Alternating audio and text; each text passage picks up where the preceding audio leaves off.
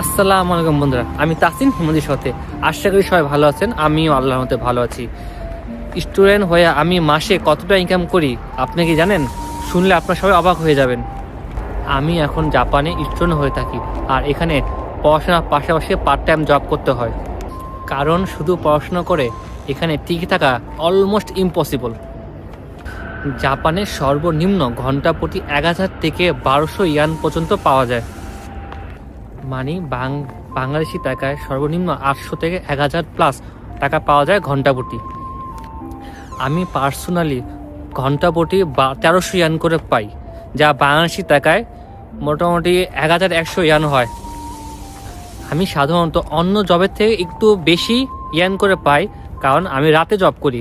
জাপানে একটা নিয়ম হচ্ছে যে রাত 10টার পর থেকে ভোর 6টা পর্যন্ত কাজ করলে আপনার যে জিকিউ হবে, মানে অর্থাৎ ঘন্টা প্রতি টাকা দেওয়া হবে, ওটার সাথে 25% এক্সট্রা অ্যাড করা হয়। তাই আমি তো অন্য জবের থেকে বেশি টাকা পাই।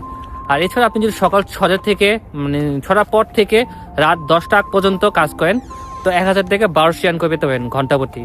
কিন্তু অন্য জবের ক্ষেত্রেও তা বেশি হতে পারে, কারণ এক জবে এক ধরনের জিকিউ দেওয়া হয়।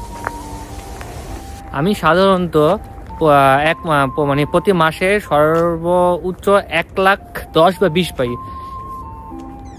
কিন্তু গল্প এখানেই শেষ না। মাসে 28 ঘন্টার বেশি লিগালি কাজ করা যায় না স্টুডেন্ট ভিসাতে।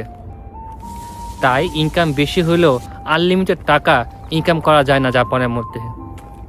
এখন আসল প্রশ্ন, এই টাকা দিয়ে কি চলে? ফুড, ট্রান্সপোর্ট, রেন্ট সকল কিছু মিলিয়ে খরচ অনেক বেশি। তাই অনেক সময় ইনকাম ও এক্সপেন্সেস প্রায় ইকুয়াল হয়ে যায়। জাপানের লাইফ বাইরের থেকে যতটা ইজি মনে হয়, অ্যাকচুয়ালি ততটা ইজি না। কিন্তু নিজের ড্রিম পূরণ করতে হলে এই স্ট্রাগলটা অ্যাকসেপ্ট করতে হয়। আশা করি আমার ভিডিও আপনাদের পছন্দ হয়েছে।